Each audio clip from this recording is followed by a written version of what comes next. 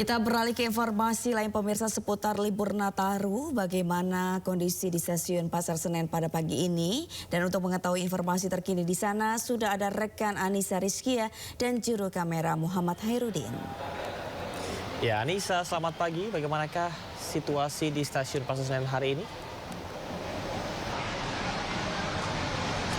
Ya, Camar dan juga Sabrina, pagi hari ini terpantau geliat dari masyarakat yang hendak berlibur di masa libur Natal dan Tahun Baru ini sudah terlihat sejak pagi tadi hingga siang hari ini. Memang kalau tadi saya lihat didominasi oleh keluarga yang mengajak buah hatinya karena ini merupakan bersamaan dengan momen libur masa sekolah.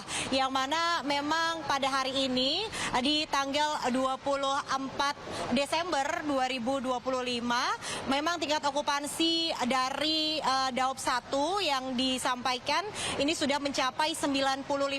Itu artinya hanya tinggal ketersediaan tiket 5% saja, dan yang mana total dari masyarakat yang meninggalkan Jakarta yaitu ada sekiranya 48.235. Data tersebut disampaikan oleh PT Kereta Api Indonesia Persero Daop 1 yang pada pagi hari ini kalau dari pantauan di stasiun Pasar Senen terpantau penumpang yang berangkat ini sebanyak 16.960 orang. Kemudian penumpang yang tiba di stasiun Pasar Senen ini sudah mencapai 13.497 Camar dan juga Sabrina. Dan memang mereka memilih begitu ya untuk berangkat di hari ini. Dibandingkan hari-hari kemarin ini peningkatan yang signifikan juga dibandingkan keberangkatan yang terjadi di hari kemarin, yang mana kalau dilihat memang dari tempat saya melaporkan yaitu di pintu masuk boarding ini sudah terlihat antrean sudah mengular begitu. Ini merupakan tempat keberangkatan kereta api antar kota, dan memang warga di sini pun dihimbau begitu ya untuk tetap menjaga barang bawaan karena di momen libur Nataru ini tentunya lonjakan penumpang terjadi. Dan jikalau Anda begitu ya pemirsa melakukan perjalanan menggunakan kereta api, diharapkan untuk hadir lebih awal minimal 1 jam sebelum jadwal keberangkatan. Dan di sini memang sudah terjadi penumpukan penumpang begitu ya, antrian penumpang ini sejak pagi tadi. Dan kalau dilihat ini memang mereka kebanyakan begitu ya membawa tas, koper, kemudian membawa barang bawaan seperti mereka akan perjalanan cukup lama, yang mana ini momen libur Natal dan Tahun Baru. Akan terus kita pantau begitu, momen ini akan terjadi penumpukannya akan sampai di tanggal 4 Januari 2026. Dan hingga saat ini juga kami terus melakukan pantauan dari maksud kami di stasiun Pasar Senen untuk melaporkannya kepada Anda. Demikian Camar dan juga Sabrina, saya kembalikan kepada Anda di studio. Baik, terima kasih rekan Anissa Rizkia, selamat bertugas kembali. Sejak siang hingga Selasa malam, para calon penumpang kereta api memadati area keberangkatan untuk menuju berbagai daerah tujuan. Berdasarkan data Daop 1 Jakarta, Selasa pagi tercatat 16.528 penumpang naik melalui stasiun Pasar Senen, sementara 13.237 penumpang turun di stasiun Pasar Senen. Selama masa angkutan Natal dan Tahun Baru periode 18 Desember 2025 hingga 4 Januari 2026, KAI Daop 1 Jakarta mengoperasikan 1.732 perjalanan kereta. Sementara itu hingga Selasa 23 Desember 2025, jumlah tiket yang sudah terjual hampir 600.000 tiket dari total kapasitas sekitar 900.000 tempat duduk. Diketahui kereta api menjadi pilihan para penumpang karena dinilai lebih nyaman dan tepat waktu. Selain itu, fasilitas yang semakin lengkap seperti tempat duduk yang nyaman, AC hingga layanan makanan menjadi nilai tambah bagi para penumpang selama perjalanan di kereta jarak jauh. Tiketnya di stasiun Senen, jadi langsung aja kita booking. Fasilitas yang sekarang udah cukup bagus sih, udah memudahkan kita juga buat akses ke stasiun Senennya gitu. Menurut saya tuh kereta itu lebih nyaman ya, dan lebih lebih aman, terus lebih nyaman juga sih. Itu lebih better sih menurut saya. Ya betul. Menurut saya di Pasar Senen ini cukup oke sih, bersih, oke, nyaman, aman gitu sih. Cukup oke deh, well done gitu. Oke lah, bagus. Ya pemirsa, geng motor berjumlah 50 orang menyerang warga di Kabupaten Maros, Sulawesi Selatan. Aksi penyerangan menggunakan busur ini mengakibatkan seorang warga terkena anak panah di bagian dada.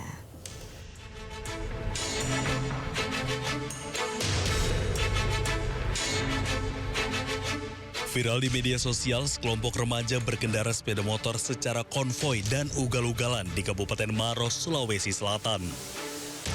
Sekitar 50 orang ini melakukan penyerangan menggunakan busur terhadap warga yang sedang nongkrong di pinggir jalan. Setelah melakukan aksi teror, pelaku langsung kabur meninggalkan lokasi kejadian. Seorang warga menjadi korban terkena anak panah busur di bagian dada. Korban terpaksa dilarikan ke rumah sakit terdekat untuk mendapatkan perawatan medis. Di sini tidak ada korban, cuma di daerah Kasuarang ada korban 1 orang. Itu terkena apa, Pak? Busur. Busur ya, Pak? Iya. Untuk sementara teridentifikasi korban itu ada 1 orang, sementara dirawat di rumah sakit Lapalaloi. Apa dia? Terkena apa dan? Dia terkena anak panah busur pada bagian dada sebanyak 1 kali. Hingga saat ini, Satreskrim Polres Maros masih melakukan penyelidikan dan memburu para pelaku. Dari Kabupaten Maros, Sulawesi Selatan, Wahyu Ruslan, iNews melaporkan. Bintang film dewasa Bonnie Blue menghina bendera merah putih viral di media sosial. Kementerian Luar Negeri melalui KBRI akan melaporkan Bonnie Blue ke Kepolisian London. Viral di media sosial, aksi selebritas film dewasa Bonnie Blue yang melecehkan bendera merah putih. Dalam video yang viral, ia menginjak-injak bendera merah putih sambil menyeret bendera Indonesia itu di tanah. Bahkan aksi provokatifnya itu dilakukan di depan kantor Kedutaan Besar Republik Indonesia di London, Inggris. Ia bersama dengan beberapa pria mengenakan penutup kepala melakukan pelecehan tersebut. Di salah satu momen, Bonnie Blue membentangkan bendera merah putih sambil menceritakan pengalamannya di Bali. Aksi pelecehan itu membuat KBRI London melayangkan aduan resmi ke otoritas Inggris. Sebelumnya Bonnie Blue dideportasi dari Indonesia setelah melakukan pelanggaran lalu lintas dengan membuat konten sambil mengendarai mobil pick-up di jalan raya. Bonnie dideportasi setelah dijatuhi hukuman pidana denda Rp200.000 di Pengadilan Negeri Denpasar. Pihak imigrasi Ngurah Rai Bali juga telah mengajukan penangkalan terhadap Bonnie selama 10 tahun sejak 12 Desember 2025. Tim Liputan iNews melaporkan.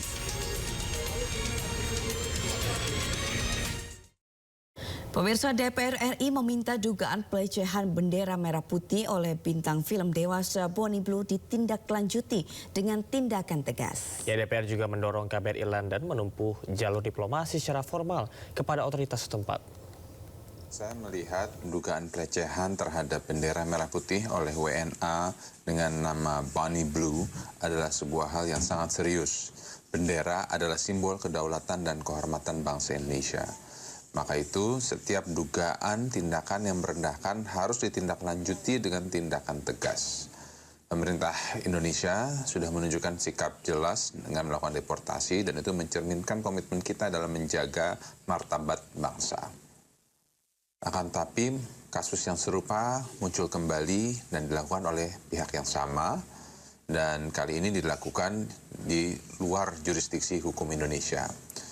Maka itu kami menekankan pentingnya jalur diplomasi dalam hal ini KBRI London agar segera melanjutkan pelaporan dan juga menyampaikan keberatan kita karena pelecehan terhadap simbol negara tidak dapat diterima, akan tapi kita juga harus menjaga hubungan bilateral antara kita dengan